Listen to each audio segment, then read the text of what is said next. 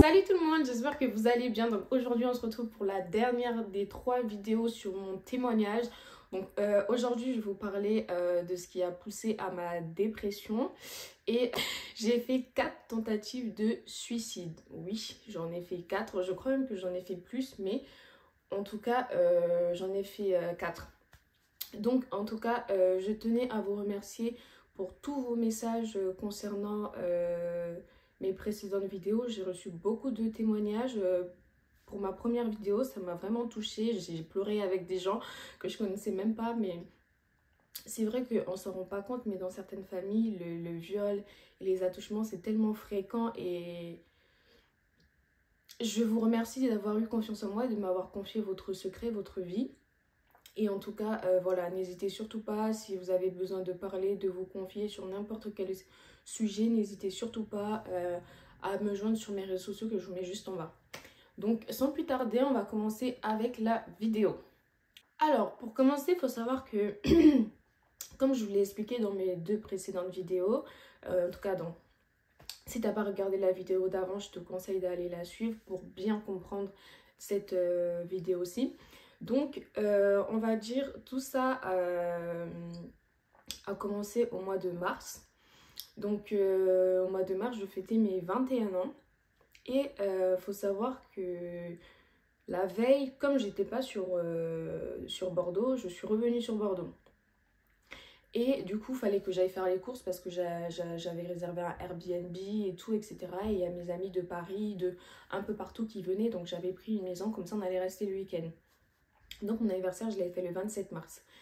Et faut savoir que à ce moment-là, il y a une pote à moi qui était censée me rejoindre et tout pour m'aider à faire les courses. Il y avait une autre pote à moi de Paris qui venait et elle arrivait vers 23 h comme ça le soir. Donc moi je m'en vais faire les courses, j'étais toute seule, une pote à moi elle m'a rejoint. J'ai appelé une autre amie mais elle pouvait pas, on avait tellement de ça, tellement de... Enfin, vous connaissez les organisations de fêtes. Et là, on prend le tram pour rentrer au Airbnb, etc. Il était déjà, je pense, 20 h, 21 h par là. Et là, je reçois un message d'une fille sur Snap qui m'envoie plein d'insultes. Ouais, t'es qu'une teubie, t'as pas honte, machin et tout, blablabla. Pour faire un résumé, au début, tout ça, ça partait d'une histoire de garçon. Vraiment des histoires débiles, des histoires... qui n'en est que ni tête. Et en fait c'était une ancienne amie à moi qui avec ses autres copines ont décidé de s'acharner sur moi. Je vous dis que ça a duré pendant 7 mois. Ça a duré pendant 7 mois. Et ce qui m'a encore plus... Déjà que j'étais en dépression par rapport au viol, par rapport au harcèlement, par rapport à tout ce que je vivais, par rapport à ma fausse couche en fait. Là, si vous vous souvenez bien, je vous ai dit que j'ai appris ma deuxième grossesse, c'était vers le 20 septembre. Donc, il faut savoir que quelques jours après, non, même pas, je crois, ouais, quelques jours après, quand j'ai appris que j'avais fait une fausse couche, ce jour-là, je revenais sur Bordeaux, j'étais dans le Blablacar. Et arrivée sur Bordeaux, je reçois une notification Snap. Faut savoir que ces gens-là, en fait, ils m'écrivaient sous des faux comptes parce que bien évidemment, personne n'allait d'assumer en vrai. Donc ces gens-là, ils m'écrivaient via des faux comptes. En tout cas, ces filles, ils m'écrivaient via des faux comptes. Et à chaque fois, j'essayais de... Moi, en fait, je pars toujours dans une démarche de dialogue, essayer de comprendre le pourquoi du comment. Mais au bout d'un moment, je voyais que...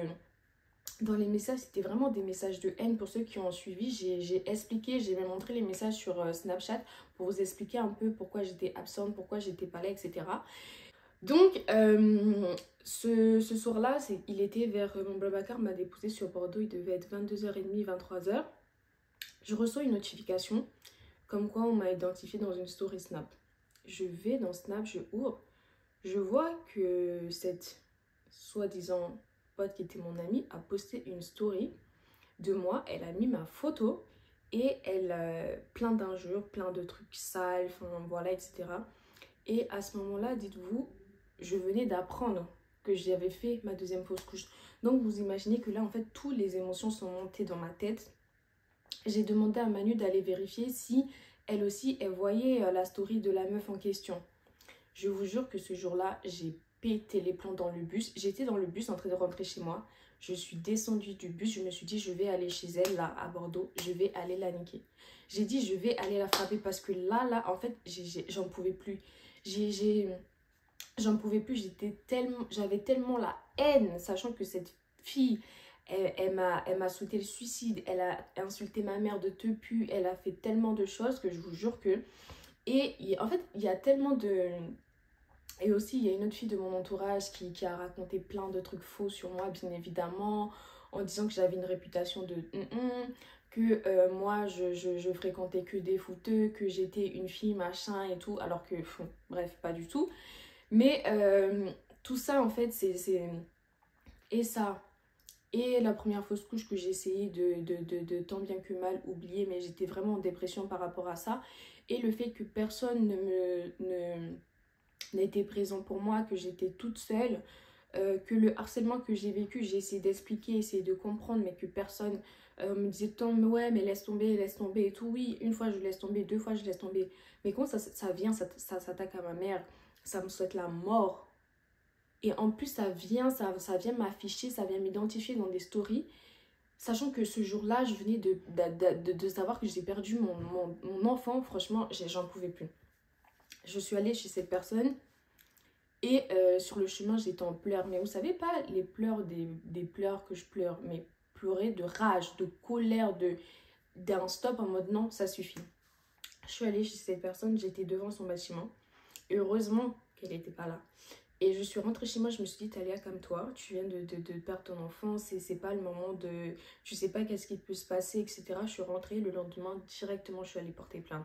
Si, je vous le dis, les gens, si vous subissez de l'harcèlement de qui que ce soit, n'hésitez pas à aller porter plainte. Moi, heureusement, je suis une fille, franchement, heureusement, j'avais enregistré tous les screens des conversations, des photos de moi parce qu'elle avait fait à 2 reprises de prendre mes photos et les afficher sur internet. J'avais tout capturé. Tous les faux comptes sur lesquels les personnes m'ont contacté, j'avais tout capturé. Je suis allée à la police, j'ai déposé plainte. Je dis non, stop, ça suffit.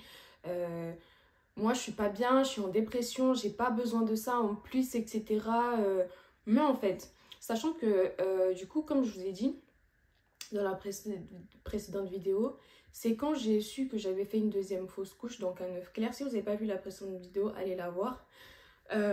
Du coup, que j'ai fait ma première tentative de suicide. En fait, ce soir-là, j'en pouvais tellement plus. J'étais à bout de force, quand je vous dis à bout de force, que j'ai pris toute une boîte de cachets de médicaments. De base, c'est des médicaments parce qu'en fait, comme je vous ai dit, moi, maintenant, je dors plus correctement depuis je sais pas combien de temps, mais il y a des périodes où j'arrive même pas à dormir, je suis vraiment insomniaque. Quand je vous dis insomniaque, du coup, à chaque fois, j'essaie d'aller à la pharmacie, prendre des médicaments, etc. Mais rien ne fonctionnait. Quand je vous dis rien, c'est que mon esprit était tellement en vrac en train de réfléchir qu'aucun médicament ne fonctionnait. Même les médicaments les plus forts qu'ils pouvaient me donner à la pharmacie, ça ne fonctionnait pas.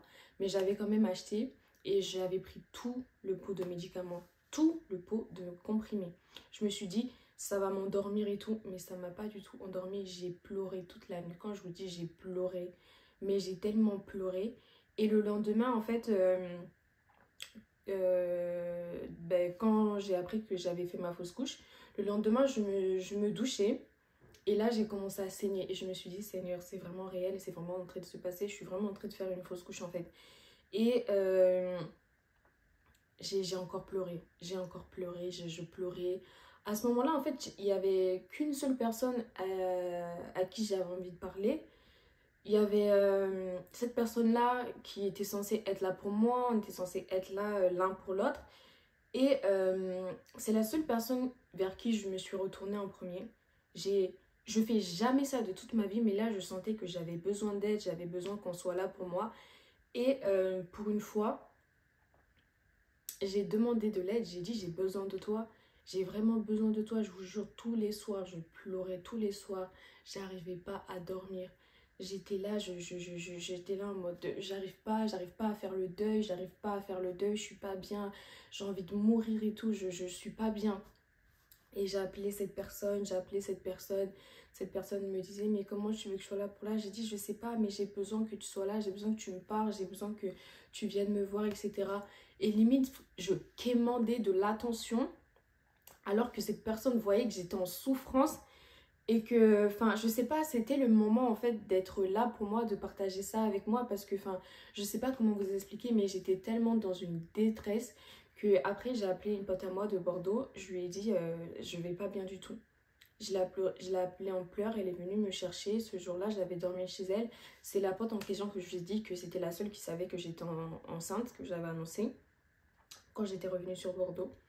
Et j'étais allée chez elle et je pleurais, je pleurais. J'étais tellement à bout, sachant qu'à ce moment-là, avec ma mère, on s'entendait pas du tout. Comme je vous ai dit, en fait, c'était vraiment la période où, comme j'étais en dépression, euh, je, je, je, je venais d'apprendre ma deuxième fausse couche, j'étais encore rentrée dans un burn-out, c'est-à-dire pendant 2 semaines, j'étais enfermée chez moi, je sortais plus, je voyais personne, j'avais bloqué mon téléphone.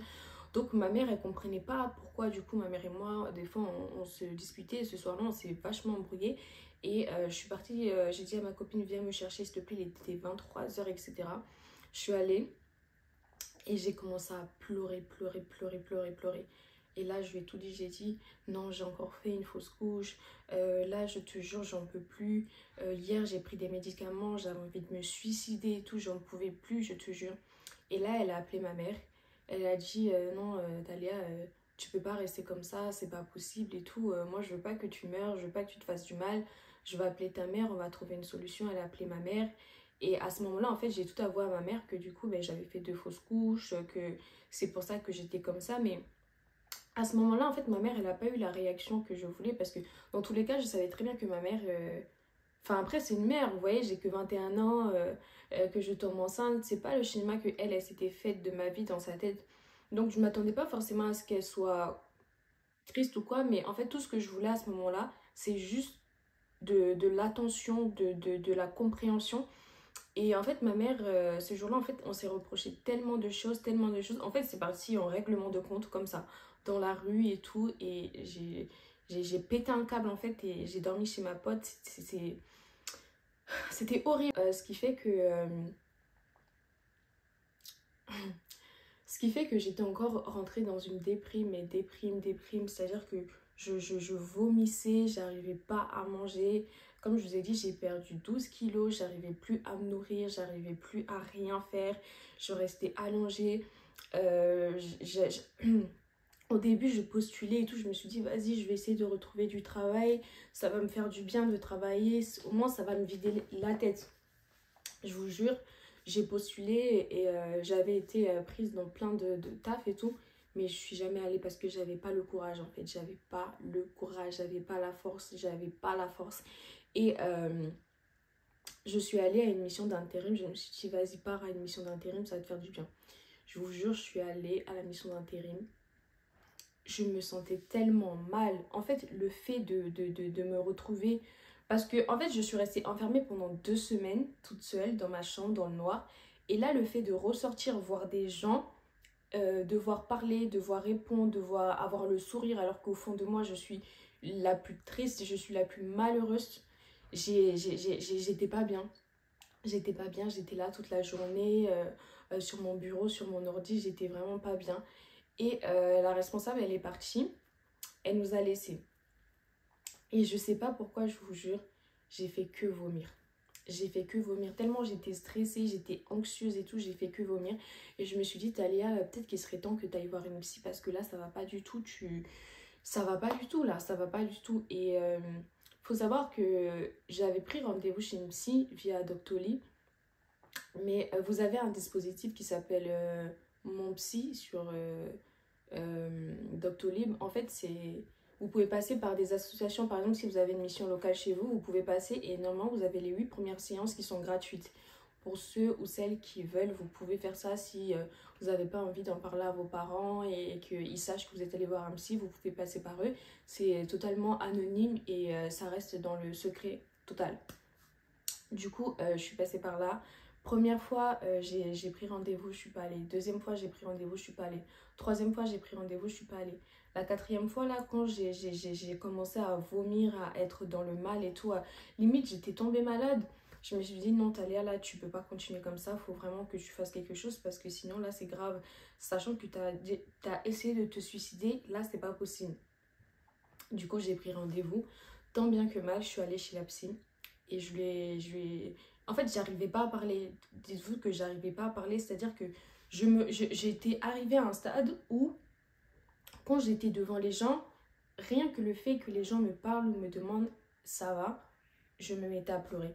Parce que c'était tellement difficile pour moi, j'étais tellement rentrée dans une solitude, dans un truc où je me disais, en fait, ma vie elle sert à rien, j'ai tout perdu, j'ai perdu mes enfants, je suis en deuil, je suis en dépression, j'arrive pas à aller travailler, j'arrive pas à manger, j'arrive à rien.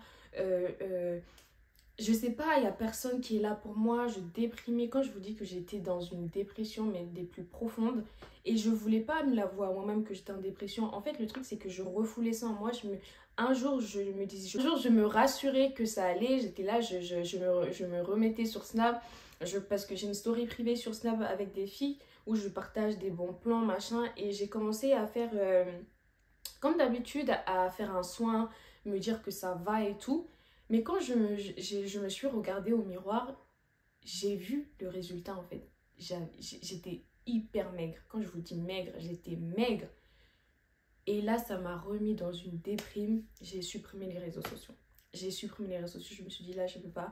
En fait, j'avais honte que les gens me voient comme ça, aussi mince. J'avais honte de parler aux gens et tout. Et quand j'étais chez la psy, en fait, au début, j'arrivais pas à parler. Au début, j'arrivais pas à parler. Elle parlait, elle me disait un peu comment ça va se passer, etc. Et juste le fait de l'écouter, je me suis mise à pleurer. Parce que, en fait, j'avais l'impression d'avoir la pression, d'être stressée. J'étais tellement anxieuse. Et du coup, j'ai tout raconté à la psy. J'ai dit oui, j'ai fait 2 fausses couches. Il y a ci, il y a ça. J'ai pas été soutenue. Avec ma mère, ça va pas. Dans ma famille, ça va pas. Je me sens pas bien. Je me sens seule. Il y a personne qui est là pour moi. Pendant tout ça, pendant tout le deuil, pendant toute cette tragédie, j'ai pas été accompagnée. J'ai pas été suivie. J'ai vécu ça toute seule. J'ai traversé ça toute seule. Il y a personne qui est au courant de rien. Elle m'a dit... là, vous êtes en dépression, là. Là, c'est vraiment très, très grave. Si vous ne faites pas quelque chose, vous risquez vraiment de down, down, down. Et je faisais que pleurer. Je faisais que pleurer, pleurer. Et après, elle m'a demandé de raconter par rapport à mes fausses couches. Là, je pouvais pas. Dites-vous, je pouvais pas. Je faisais que pleurer, pleurer, pleurer, pleurer parce que j'étais tellement dans un mal-être que je peux même pas vous expliquer en fait. Elle m'a dit le mieux c'est que tu ailles voir le médecin, que tu prennes rendez-vous pour qu'il te prescrit des antidépresseurs et des anxiolytiques, si je me trompe pas. Et moi je me suis dit ah ouais, elle m'a dit ça va t'aider parce que là ça se voit que de toi-même psychologiquement, je lui disais madame, je vous jure, psychologiquement, mentalement, je suis fatiguée. C'est vraiment la phrase que je répétais tout le temps. Je disais tout le temps, je suis fatiguée, j'en peux plus. Je suis fatiguée.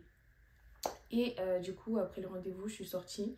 Je suis montée dans ma voiture, j'ai pleuré. Je sais pas pourquoi, mais j'étais tellement devenue fragile, mais à un point que je me disais, Seigneur, est-ce que je vais m'en sortir? Est-ce que je vais pouvoir m'en sortir? Et un jour ou 2 jours après, je suis allée au médecin. J'ai expliqué au médecin, etc. Et du coup, il m'a prescrit des médicaments. Du coup, pour le stress, pour les antidépresseurs, pour l'anxiété, etc. Parce que j'étais même arrivée à un point, dites-vous, je n'arrivais même plus à prendre les transports en fait. Je n'arrivais plus à prendre les transports. C'est-à-dire que quand je me retrouvais en public, je paniquais. Je stressais, je commençais à être pas bien, à vouloir pleurer et tout, etc. Et j'étais pas bien. Et il m'a dit, et je lui ai dit, oui, j'ai essayé une fois de me suicider. Et il m'a dit, faut pas penser à ça, essaye de faire des choses qui te font du bien, essaye de sortir, essaye de machin. Mais je pouvais pas parce que j'avais pas la force. Je voulais pas déjà que les gens ils me voient dans cet état. Et j'avais honte de moi d'être dans cet état parce que je savais pas quoi faire. Et c'était la première fois de ma vie que on me disait que j'étais en dépression et que moi-même je me l'avouais et que je me rendais compte que j'étais vraiment en dépression en fait. Et franchement, la dépression, c'est quelque chose qu'on a souvent tendance à négliger et tout parce qu'on se dit, ouais, la dépression c'est rien, c'est juste que tu es dans un bad mood, mais je vous jure que pour l'avoir vécu, c'est quelque chose de très dur. En fait, tu as l'impression que ta vie, elle sert à rien, tu as l'impression que tu es dans une impasse, que en fait, et moi, ce qui m'a encore le plus plongé, si je peux dire, c'est que c'était tellement des événements qui s'enchaînaient. Une fausse couche, une deuxième, et l'harcèlement que j'ai subi, et pendant 7 mois d'affilée, et les problèmes que j'avais, et les problèmes que les gens me criaient, et que j'avais aucun soutien, et que j'étais toute seule, et que ma mère et moi on s'entendait pas, et qu'il y avait les problèmes avec la famille au bled, c'est moi qu'on venait mettre au milieu pour essayer d'arranger les choses, c'est moi, machin et tout, qui encaissait. J'en pouvais plus, honnêtement j'en pouvais plus, j'étais fatiguée mentalement, je vous jure que je n'avais plus la force. Et le docteur il m'a dit par contre les médicaments il faut les prendre genre le matin, t'en prends un et un par jour de chaque. Et si t'es vraiment anxieuse tu peux prendre deux anxiolytiques. J'ai dit ok d'accord. Il m'a dit ça prendra effet au bout de sous 15 jours et après 15 jours tu reviens comme ça s'ils ne sont pas adaptés on remettra une autre dose etc. J'ai dit ok, je suis allée à la pharmacie, j'ai pris, le pharmacien il m'a réexpliqué, j'ai dit ok. Le soir je suis rentrée, j'ai commencé à prendre les médicaments etc. Prendre les médicaments et j'ai trouvé un autre taf. Je me suis dit il faut que j'essaye de me rebooster un peu, de me redonner la force etc. Et à ce moment là en fait je me sentais tellement mal, je me sentais tellement seule que je me suis dit en fait je suis toute seule. J'avais demandé de l'aide à la seule personne à qui j'avais confiance, en qui en fait cette personne là elle était tout pour moi. Je sais pas comment vous expliquer mais cette personne là elle était tout pour moi, c'était vraiment tout. Et cette personne là elle était censée être là pour moi. On s'était toujours promis d'être là. Vous savez, vous avez toujours cette personne où tu te dis on sera toujours là dans les bons comme dans les mauvais. Je serai toujours à tes côtés, peu importe, etc. Et on s'est tellement promis des choses que en fait, quand je voyais le comportement de cette personne, je vous jure que ça m'a encore mis plus mal. Et je me suis dit en fait Talia, tu peux pas, déjà que tu souffres et que tu demandes de l'aide et que cette personne-là ne t'apporte aucune aide, ne comprend pas, n'essaye pas de te rassurer, n'essaye pas d'être là pour toi, tu peux pas patienter parce que je vous jure, je passais des soirées où j'appelais, je disais oui, je suis pas bien, je pleurais. Il me disait attends, je te rappelle. Et moi j'étais là, j'attendais. Et c'est moi qui étais obligée de rappeler derrière pour dire oui, mais tu m'as pas rappelé, je suis pas bien et tout, qu'est-ce que je fais et tout, je suis paniquée. Et j'avais rien en retour, donc ce que j'ai fait, c'est que j'ai supprimé, j'ai bloqué cette personne. Je me suis dit, Talia, faut que tu te concentres sur toi parce que là, vraiment, si tu comptes sur les gens, le problème avec moi, c'est que je suis une personne, je suis tellement loyale et fidèle, c'est pour ça que je dis souvent aux gens, ne tenez jamais de promesses avec moi si vous ne pouvez pas les maintenir en fait. Parce que moi, je marche tellement à la parole, c'est que si tu me dis aujourd'hui, Talia, dans 2 semaines, je te promets qu'on va sortir, moi, même si tu m'appelles pas pendant 2 semaines, le jour même de la sortie, je vais te dire on se rejoint à quelle heure. Parce que je suis comme ça, j'ai des principes qui font que quand je te donne ma parole et que je suis fidèle et que je sais pas comment vous expliquer, mais cette loyauté que j'ai et cette sincérité que j'ai et l'amour pur que j'ai, et voir qu'en retour, genre c'est waouh, je vous jure que j'étais dévastée tous les soirs, je pleurais, c'était encore un coup de massue pour moi, c'était encore un truc de plus. Et j'ai décidé de bloquer cette personne. Après, de ce moment-là, j'ai vraiment désactivé les réseaux, j'ai tout supprimé. Et j'ai recommencé un nouveau taf dans la vente. Voilà, je me suis dit, je vais plus aller travailler en bureau et tout, etc. Parce que je me sens enfermée, je me sens opprimée. Au moins dans la vente, je vais pouvoir un peu faire plusieurs choses, me distraire, parler aux gens, sourire. Et je recommençais petit à petit un peu à me maquiller et tout, etc. Et un jour comme ça, j'étais au taf et là, Sœur Emilia elle m'appelle et tout, ma meilleure amie. Et elle me dit oui, je vais venir à Bordeaux. Je lui ai dit ok, d'accord, si tu veux. Elle m'a dit ouais, je viens tel jour et tout. J'ai dit ok, fais comme tu veux. Je lui ai dit fais comme tu veux parce qu'en fait, je voyais tellement de personnes que je... Elle m'a dit qu'elle était sur la route, qu'elle allait venir. J'ai dit ok, du coup j'ai dit à ma mère, mais à ce moment-là avec ma mère on s'entendait pas forcément, donc voilà quoi. Et du coup Sœur Emilia est venue, et c'est vrai que quand Sœur Emilia est venue, ça faisait 2 mois que j'étais pas sortie de chez moi, à part le travail maison, je sortais pas. Et quand elle est revenue, ben du coup, Sœur Emilia en fait, si vous voulez, c'est une amie. Elle et moi, on s'est connus au Gabon. On est devenus amis à partir de la 5e ou 6e, je sais plus. Et depuis, on a été... En fait, de base, on a un groupe de 4, mais après, on s'est séparés. Moi, je suis venue en France la première. Et avec Sœur Emilia, on a toujours gardé le contact et tout. On se parlait tout le temps, etc. Et vous savez, au fur et à mesure du temps, moi, je me suis créé d'autres amitiés. Et après, elle est venue aussi en France, mais elle n'est pas venue sur Bordeaux, elle est allée dans une autre ville. Ce qui fait que quand elle est arrivée, en fait, elle s'est sentie un peu, pas rejetée par moi, mais elle a senti un peu que je la délaissais et tout, que comme je m'étais fait des nouveaux amis, en plus je disais oui, tel c'est mon meilleur ami, du coup elle, ça lui faisait de la peine, elle se sentait pas bien, du coup pendant un long moment il y a eu vraiment des points de discorde entre elle et moi, c'est à dire que moi je lui reprochais des choses, elle me reprochait des choses, mais au jour d'aujourd'hui je me rends compte que après en y réfléchissant et tout, un jour comme ça, je lui envoie un message, j'ai dit Sœur Emilia, je te jure, je suis vraiment désolée en fait. C'est toi, t'avais raison, c'est tout le monde qui avait raison. Moi, je suis toujours la première quand quelqu'un vient vers moi à être sociable, à commencer à traîner H24 avec cette personne, à faire découvrir à cette personne mon environnement, mes amis, ma famille, enfin à le mettre à l'aise quoi. Et au final, je délaisse vraiment les gens qui sont là pour moi.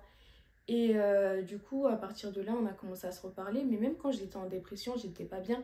Des fois, j'avais envie d'aller lui parler. Des fois, j'avais envie d'aller lui écrire. Mais je me disais, non, elle va dire que je lui écris parce que voilà, je suis pas bien. Alors que quand elle me parle, des fois, je fais un peu la meuf, des trucs comme ça. Et un soir, je me souviens, je lui avais envoyé un message. J'étais tellement dans le mal. Quand je vous dis tous les soirs, là, je pleurais vraiment tous les soirs. Et je lui avais envoyé un message. Je lui avais dit, oui, Sarmia, est-ce que tu es chez toi? Elle m'a dit non. J'ai pleuré parce que j'avais tellement envie de partir de Bordeaux, j'avais tellement envie de partir d'ici, de m'évader, d'être dans un autre endroit.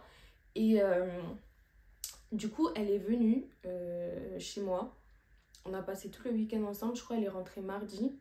Et c'est là que je lui ai tout raconté en fait. Je lui ai tout raconté, tout ce qui s'est passé et tout par rapport à l'harcèlement, à mes anciennes copines, par rapport aux fausses couches, par rapport à ma vie quoi. Et elle a compris en fait. Et franchement, à partir de ce moment-là, je la remercierai jamais assez. En fait, le fait qu'elle soit venue, et dites-vous que le fait qu'elle soit venue, ça m'a tellement fait du bien. Elle m'a motivée. Je vous disais, elle m'a reboosté. Elle m'a dit non. Vous connaissez, elle m'a dit moi, de toute façon, tes amis là, je les aimais pas, ces filles-là et tout, machin, blablabla. Enfin, vous connaissez, ragot de filles. Et elle a commencé à me dire, tu vas pas rester comme ça pour des gens et tout. Fais ce que t'aimes, fais tes TikTok, fais tes vidéos, reviens et tout, machin. Et après, le dimanche ou le lundi, je sais plus, on était partis à Primark, on avait passé la journée ensemble, on avait fait des TikTok, on avait mangé, on avait vu Merveille aussi, je fais des bisous. Et en fait, ça m'avait fait tellement du bien, je me sentais tellement bien, je voulais tellement pas qu'elle parte. Et aussi, il y a Manu qui était venu me voir. Et à ce moment-là, en fait, Manu et Sœur Emilia, c'est les deux personnes qui sont venues me voir. C'est-à-dire que je ne répondais à aucun message, je ne répondais à personne, vraiment personne. Et Manu, elle m'écrivait tout le temps, c'est comme si elle parlait dans le vide. Elle me disait, Talia, qu'est-ce qui va pas? Réponds-moi, parle-moi. Elle m'appelait, je répondais pas, je répondais pas, je répondais pas et tout, etc. Et elle m'avait envoyé un message. En fait, j'arrivais pas à parler au téléphone parce que comme je vous ai dit, si je parlais avec quelqu'un, j'allais pleurer. Donc, à chaque fois que quelqu'un m'appelait et tout, je répondais pas. Je répondais pas. Déjà que mon téléphone, il était en ne pas déranger. Il fallait vraiment que la personne insiste. Je vous jure que pendant 3 4 mois, voire 5 mois, non, 3 mois, mon téléphone, il était en mode ne pas déranger. En mode ne pas déranger, c'était juste moi qui appelais les gens. Si je t'appelais pas, tu pouvais pas me joindre. Et Manu, elle est venue aussi, je lui ai expliqué la situation et tout, etc. Elle était grave là pour moi et tout. On est un peu sortis, aller manger et tout. Et en fait, Manu, en fait, ce que j'ai apprécié chez elle, c'est que malgré le fait que je répondais pas, malgré le fait que j'étais vraiment... Parce que je lui ai dit, Manu, je suis en dépression et tout, je suis pas bien et tout, j'ai envie d'être... Enfin, quand elle était venue, de toute façon, elle avait vu comment j'étais. Et je lui avais même dit, s'il te plaît, tu veux pas rester, je veux pas que tu partes et tout, parce que j'arrivais même pas à dormir, en fait. Quand je dormais, je la collais et tout. Et le fait qu'elle parte, en fait, ça m'a mis dans le mal. Je vous jure, ça m'a mis dans le mal. Et tout le temps, elle m'écrivait par message et tout. Elle m'écrivait par message, mais j'avais pas la force de répondre ni aux messages, ni à ses appels. Et quand Sermilly est partie, j'ai essayé de me rebooster un peu, etc. Mais je sais pas pourquoi j'ai replongé. Je suis retombée, en fait, dans une phase de tristesse, d'angoisse. Et je sais pas pourquoi, dans ma tête, je pensais qu'au suicide. À ce moment-là, je me disais, mais en fait, meurs, en fait. Genre, donne-toi la mort. Qu'est-ce que t'attends? Personne t'aime. T'es pas heureuse. T'as plus envie de rien. En fait, je pensais tellement à mes enfants que j'avais perdus, à mes fausses couches, que j'en pouvais plus. Et au mois d'octobre, j'avais refait une deuxième tentative de suicide dans ma chambre. J'avais pris des médicaments, personne ne sait. Mais en fait, ça m'avait juste endormie. Et voilà. Et au mois de novembre, ça allait mieux. J'avais un peu repris les réseaux, etc. Je faisais un peu des petites apparitions par-ci, par-là. Je commençais un peu à aller mieux. Manu et Sermilly, elle m'appelait tout. Enfin, elle m'appelait pas tous les jours, mais elle m'envoyait des messages tous les jours. Elle me parlait tous les jours et tout, etc. Parce que je leur ai dit que j'avais besoin. Et vraiment, je les remercierai jamais assez parce que si elles m'avaient pas aidée, si elles n'avaient pas été là pour moi, vraiment, je sais pas qu'est-ce que je pense que je serais morte à l'heure d'aujourd'hui. Hein, je vous cache pas, je serais vraiment morte. Et je pense que c'était un vendredi comme ça, je vais au travail. Et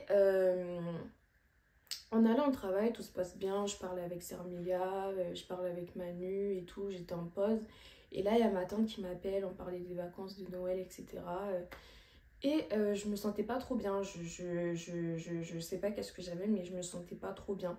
Déjà que la veille, en fait, j'avais fait un accident avec ma voiture parce que, en fait, j'avais pris des substances illicites et quand je conduisais, et franchement, je vous déconseille de faire ça.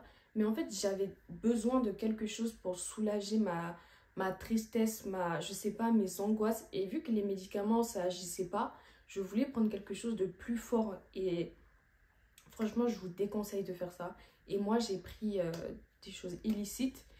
Et en fait, je conduisais, et je sais pas comment, je vous jure, et Dieu, il veille trop sur moi. Au moment où j'allais prendre le virage pour rentrer chez moi, prendre le virage pour tourner pour aller chez moi, il y avait, comment ça s'appelle, un dodan ou un truc comme ça, ou une pente, et en fait, au lieu d'aller comme ça, j'allais aller comme ça. Et là, genre, j'étais comme ça au volant, et j'ai fait ça, comme ça. Et j'ai tourné ma roue comme ça, et du coup, ça a juste abîmé ma roue. Mais quand je vous dis abîmé ma roue et ma jante, fallait voir l'état.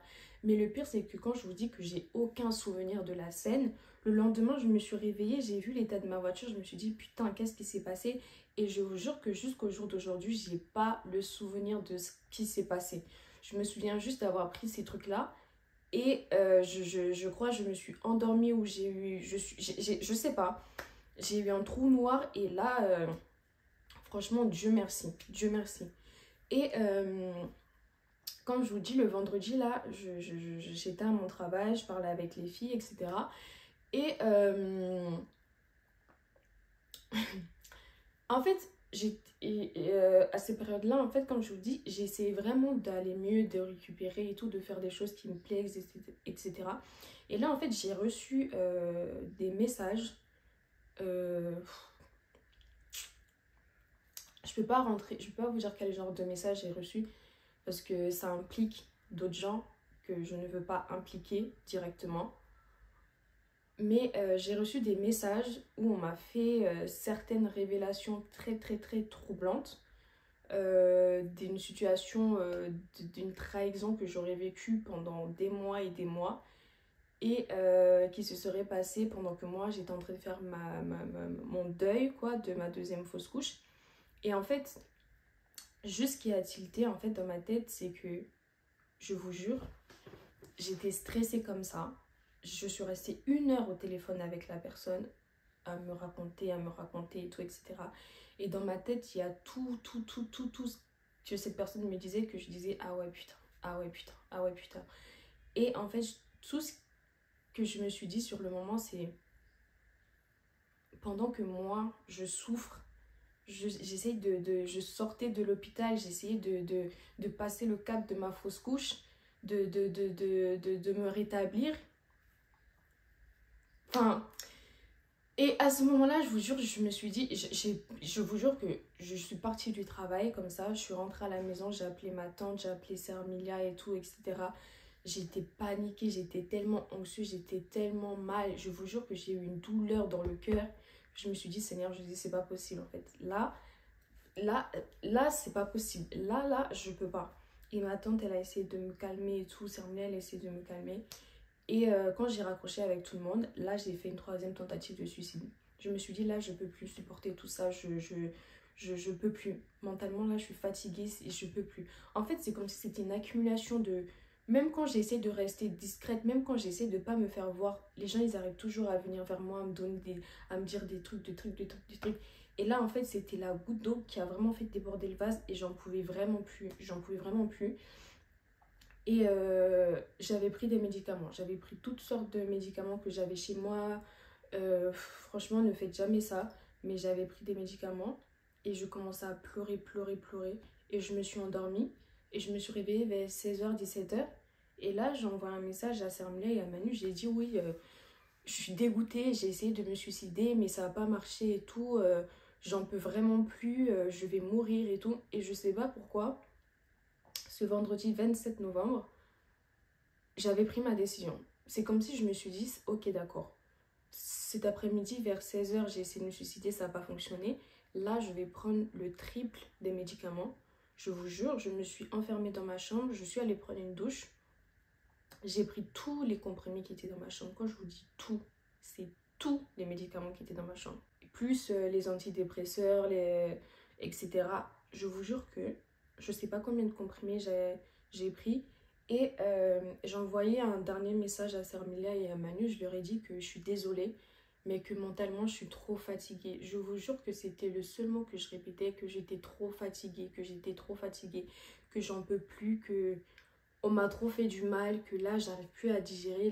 Là c'est même plus que j'arrive plus, c'est que mentalement là, je suis plus là en fait. Je suis plus là. Déjà, j'ai dit en fait, quand j'ai appris ma deuxième fausse couche, c'est comme si une partie de moi était morte ce jour-là. Mais là, avec tout ça, j'arrive vraiment plus. J'ai dit, j'arrive vraiment plus, j'arrive plus.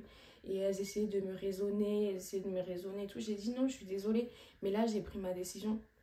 Ma mère, elle était dans le salon avec une copine. Elle savait pas, je m'étais enfermée dans ma chambre. Je suis allée me doucher, je suis rentrée, je me suis parfumée. Et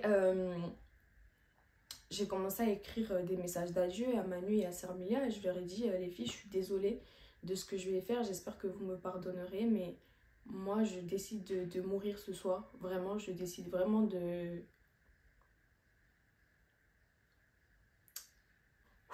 J'ai dit, je décide vraiment de...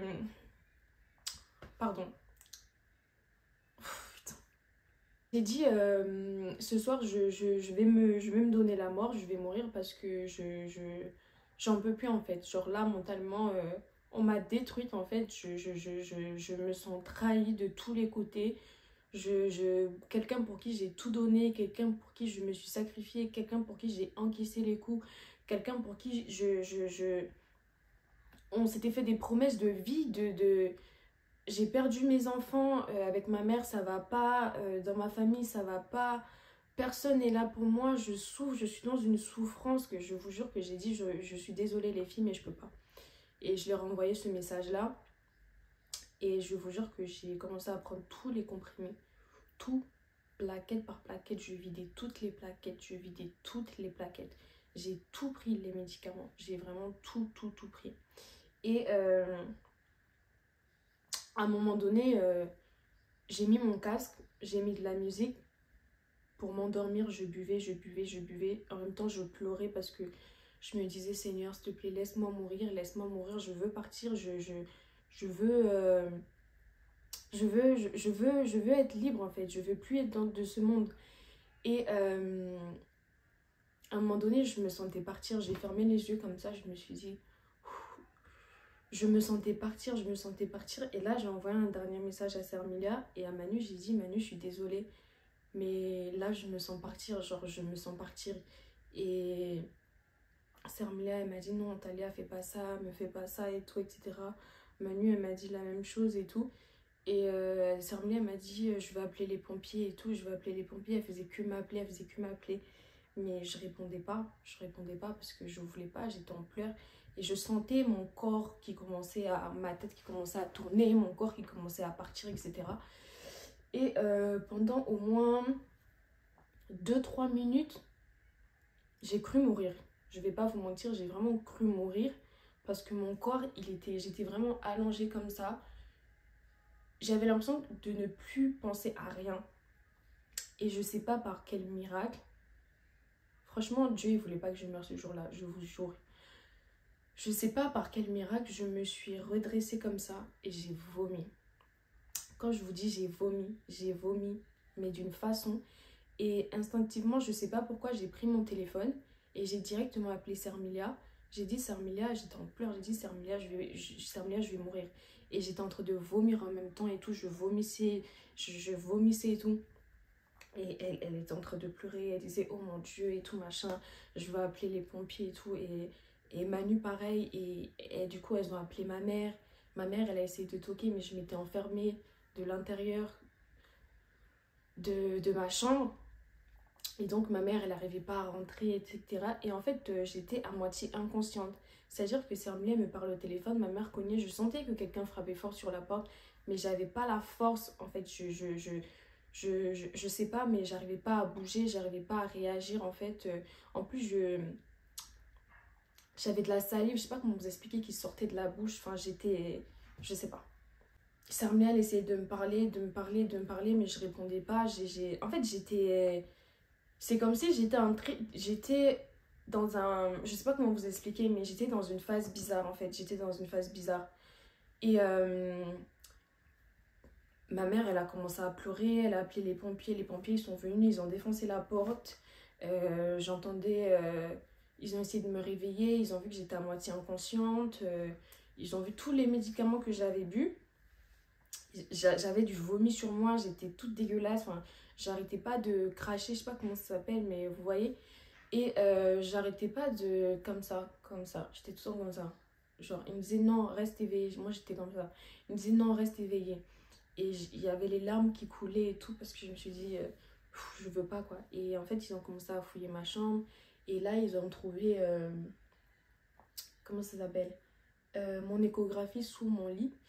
Et c'est là que Sermilia, elle a tout raconté à ma mère en fait au téléphone parce que ma mère, elle pleurait, elle était pas bien, elle voulait savoir pourquoi j'ai essayé. Et Sermilia, elle parlait avec ma mère et ma mère, elle était en pleurs, elle comprenait pas et tout. Elle disait, ma fille et tout, vous savez, les darons africaines là. Et elle était pas bien et tout. Et les pompiers m'ont emmenée à l'hôpital. Et je vais pas vous mentir, la partie où ils m'ont transportée là, j'étais tellement inconsciente que je me souviens plus de rien. Ce que je me souviens, c'est que quand je me suis réveillée, j'étais hospitalisée, j'avais des perfusions partout, ils m'ont fait des prises de sang, des tests urinaires, etc. Et quand je me suis réveillée, en fait, j'ai paniqué, je me suis dit, Seigneur, je me suis pas dit, Seigneur, je me suis dit, putain, j'ai pas réussi à me donner la mort. Et à ce moment-là, en fait, j'étais énervée contre moi-même et je me suis dit, il faut que je sorte d'ici pour aller terminer ce que j'ai commencé. Je vous jure que j'avais qu'une seule envie, c'était de sortir pour aller mourir. Je me suis dit, je sais que là, les médicaments, ça va pas fonctionner, je sais que j'ai vomi, ben je vais me scarifier. Ou je sais pas, mais je vais trouver une solution, mais je veux plus vivre. Et ils m'ont dit, j'ai dit je peux sortir, je peux sortir. Ils m'ont dit non, vu que vous avez essayé de vous donner la mort, c'est très grave, est-ce que vous en avez conscience? Moi j'écoutais rien, je pleurais, j'écoutais rien en fait. J'étais dans un état, oh, laissez tomber. Et du coup ils m'ont emmené voir une psychiatre. Et du coup je suis allée voir une psychiatre et tout. Et comment vous dire que pendant l'interrogatoire, j'ai tout raconté à la psychiatre par rapport à mes viols, par rapport à ce que mon père m'avait fait. Et c'était la... Ben, du coup, c'est la première personne à qui je l'avais dit, oui, c'était la psychiatre. Et je lui ai dit pour mes fausses couches et tout, parce qu'elle a commencé à me dire, est-ce que vous avez déjà été enceinte? Et quand je lui ai dit, oui, j'ai fait une première fausse couche, après, elle a rebondi sur la réponse. Elle a dit, comment ça, vous avez fait une première fausse couche? Ça veut dire... Et j'ai craqué. Je vais vous dire qu'en fait, mentalement, j'étais tellement fatiguée. Et elle m'a dit, est-ce que là, vous pouvez rentrer chez vous? Je lui ai dit, madame, là, si vous me laissez rentrer chez moi, honnêtement, je vais me suicider. Je vais me donner la mort. Parce que pour moi, là, c'est un échec. Et je vais recommencer. Ce soir-là, si je rentre chez moi, je vais recommencer. Du coup, elle m'a dit, mais là, en fait, la psychiatre, pendant que je racontais tout ça, en fait, elle pleurait en même temps que moi, en fait. Ça se voyait qu'elle avait tellement de la peine pour moi. Je vous jure, elle pleurait avec moi et tout. Et à chaque fois que je pleurais, que je racontais, elle me disait, oui, je comprends et tout, machin. Et ça m'a fait tellement du bien à ce moment-là que quelqu'un, enfin, après tous ces mois-là de souffrance, puisse comprendre ce que je vis, en fait. Mon malheur, en fait, ma souffrance mentale, psychologique. Et du coup, ils ont décidé de me faire interner. De base, je devais rester que le week-end, le temps de me calmer, mais au final, je suis restée une semaine à l'hôpital, donc à l'hôpital psychiatrique, quoi. C'est pour ça que j'étais à l'hôpital, en fait, parce que j'ai essayé de me suicider à 4 reprises. Et quand tu essayes de te donner la mort, en fait, en tout cas, moi, dans mon cas, c'était grave, donc ils ont décidé de m'interner. Et j'avais un suivi psychologique, je devais voir des médecins, faire des analyses, etc. Et comme j'avais perdu beaucoup de poinds, en fait, c'était compliqué. Je vous mens pas que c'était compliqué. Le soir, quand ma mère elle allait me déposer à l'hôpital, j'avais tellement de la peine parce que ma mère, en fait, quand elle arrivait à l'hôpital, en vrai, ça fait bizarre, hein. On arrivait à l'hôpital et là, on a vu tous ces gens comme ça. Ma mère, elle a commencé à pleurer. Elle m'a dit, est-ce que tu es sûre que tu veux rester là? Est-ce que tu es sûre que tu veux rester là, Talia et tout? J'ai dit, maman, j'ai commencé à pleurer. J'ai dit, maman, je te jure, si je rentre avec toi, je vais mourir. Je vais me suicider. Donc c'est mieux pour ma sécurité que je reste ici. Et je suis restée à l'hôpital. Et au final, ça m'a fait du bien. Je vais pas vous mentir, ça m'a fait du bien. Au début, j'avais du mal à m'adapter. Le premier soir, j'avais du mal. J'ai appelé Sarmilia. J'ai envoyé un message à Manu. Je lui ai dit, Manu, t'inquiète pas, je suis pas morte. Ben, merci de m'avoir sauvée et tout. Et c'est grâce à Manu et à Sarmilia, hein, honnêtement, je vous jure. Si ces filles n'auraient pas été là Pourquoi j'ai envie de pleurer? Si elles n'auraient pas été là au jour d'aujourd'hui, ben... Au jour d'aujourd'hui, je ne serais plus là, en fait. Je serais sûrement morte. Et personne n'aurait su. Même ma mère, elle n'aurait pas su parce que tellement j'étais dans une phase de dépression et de déprime que tout le temps quand je rentrais à la maison, je faisais travail, ma chambre, je sortais pas, je mangeais pas. Donc ma mère, elle se doutait de rien en fait. Elle pensait que ça allait mieux, sauf que non, intérieurement, ça allait pas du tout. Et Manu, elle a été tellement d'un soutien et elle m'a tellement... elle a tellement été un soutien émotionnel parce que du coup, je pouvais tout lui dire, je pouvais tout lui raconter. Et ce soir-là, je crois, je me suis couchée un peu tard. J'ai parlé presque toute la nuit avec Manu en fait. Et je lui disais vraiment... Manu, merci quoi, je l'ai 1000 fois remercié. J'ai dit franchement merci de ce que tu as fait et tout pour moi parce que en fait je repensais à tous ces moments où tout le monde voulait que je tourne le dos à cette fille. Tout le monde me disait que cette fille c'était une mauvaise fille pour moi, qu'elle était jalouse pour moi et que elle me voulait du mal, etc. Et même je lui ai dit, j'ai dit, je lui écrivais par message, mais en même temps je pleurais parce que je lui ai dit, Manu, je suis tellement désolée et je suis tellement heureuse de ne pas avoir écouté ces gens qui disaient que tu me voulais du mal, que tu étais jalouse de moi, que si, que ça et tout. Et aujourd'hui, tous ces gens-là, c'était eux normalement qui étaient censés être là avec moi. C'était ces personnes-là qui étaient censées faire ce que tu as fait. Et non, en fait, c'est toi qui as... C'est toi qui m'as... C'est toi qui m'as sauvé la vie, quoi. C'est toi qui m'a sauvé la vie.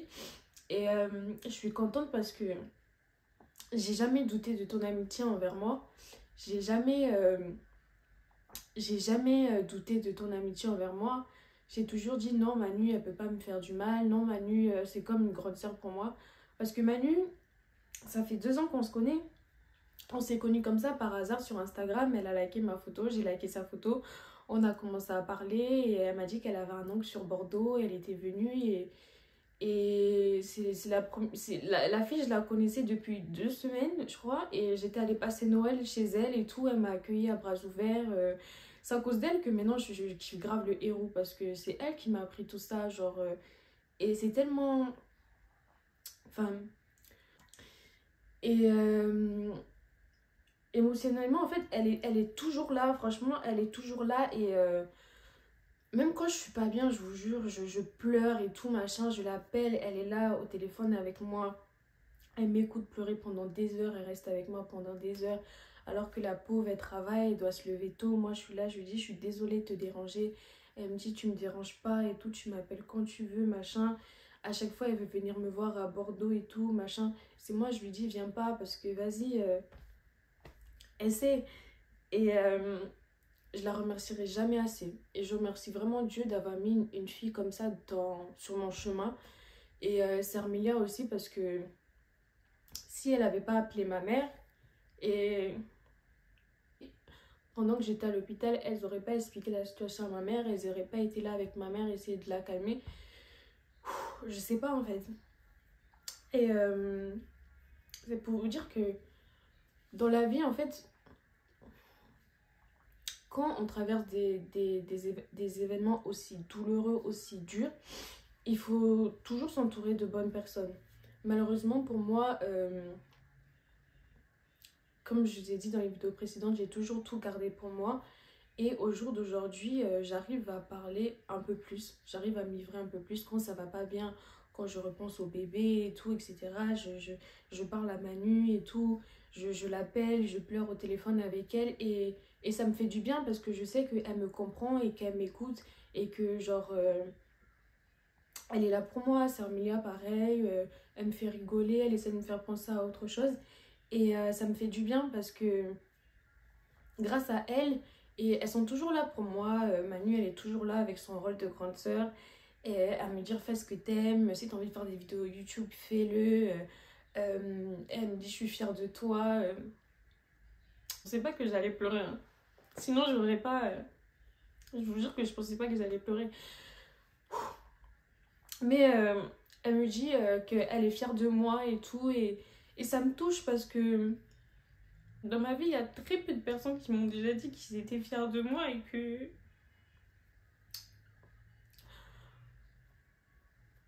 qui s'étaient fiers de moi. Et même ma mère, ce matin, elle me l'a dit elle est fière de moi que j'ai publié cette vidéo sur les viols et les attouchements. Qu'elle a même envie de la partager partout, tellement elle est contente du courage que j'ai eu de le faire et que c'est bien et que ça va me permettre de me libérer. Et vraiment, voilà quoi, je remercie vraiment Dieu d'avoir mis ces filles sur mon chemin. Et aussi Sermilia, malgré le fait qu'on se soit séparés, malgré le fait qu'il y ait eu tout ça, en fait, quand j'ai eu besoin d'elle, elle n'a pas hésité à venir, à être là. Elle n'a pas elle n'est pas restée sur les problèmes qu'on a eus, sur les froids et tout machin. Elle a été là. Elle est juste venue, elle s'est comportée comme une vraie meilleure amie, elle s'est comportée comme, comme j'aurais voulu que la personne de qui j'attendais d'être comme ça le fasse. Et c'est ces deux personnes-là qui ont été là pour moi. Et je les remercierai jamais assez parce que grâce à elles, j'ai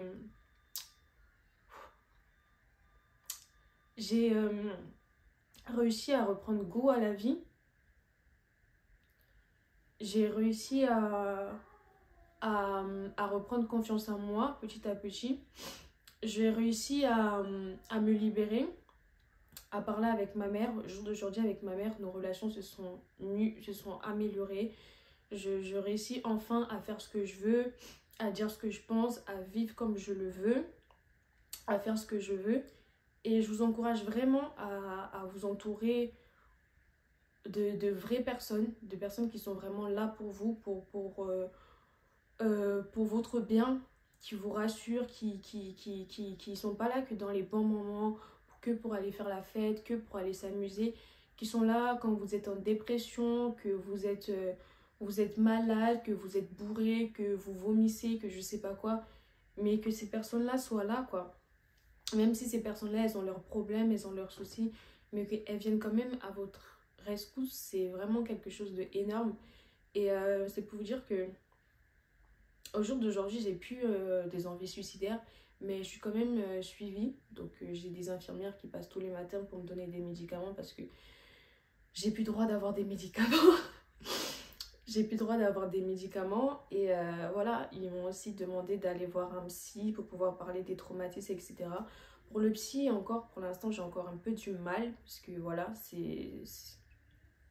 je veux pas trop encore, mais je me sens pas forcément à l'aise. Je préfère parler à Manu ou à Sermilia ou à ma mère, mais je pense que j'irai voir un psy à un moment donné, mais pour l'instant, je le fais pas encore. Mais voilà, c'était vraiment pour vous raconter mon expérience et pour vous faire mon témoignage sur ce que j'ai vécu, sur ce que j'ai traversé. J'espère vraiment qu'à travers cette vidéo, vous pourrez comprendre que, en fait, la vie, il y a des hauts et il y a des bas. On va souffrir. On va être déçu des gens qu'on ne pensait pas. On va être anéanti comme je l'étais. On va être au bout du trou comme je l'étais. On va avoir envie de se suicider. Mais si je peux vous dire un truc, c'est que c'est regrettable, comme je l'ai dit à ma mère, qu'il a fallu que j'aille en hôpital psychiatrique, que je tente de me suicider pour me rendre compte en fait que il y a des gens qui m'aiment, il y a des gens qui sont sincères avec moi, il y a des gens qui sont là pour moi, il y a des gens qui sont prêts à m'aider. Mais c'est mon parcours, c'est mon histoire. Et si je devais passer par tout ça, c'est la volonté de Dieu. Il sait pourquoi je devais passer par tout ça. Et je tiens juste à vous dire que dans la vie, en fait, il faut toujours rester humble, rester toujours clément, soyez toujours compréhensif et n'ayez qu'une seule parole.